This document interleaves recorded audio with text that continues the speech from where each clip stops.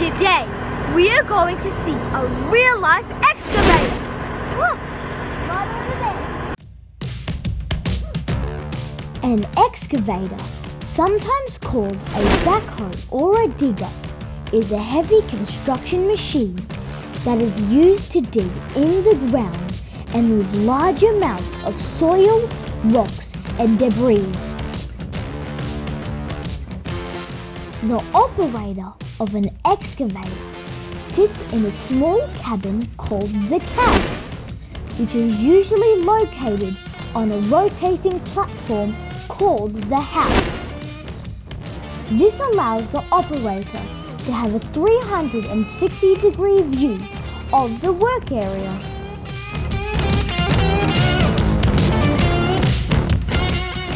Excavators have a long arm called the boom that is used to reach and dig into the ground. At the end of the boom, there is a bucket that scoops up the materials.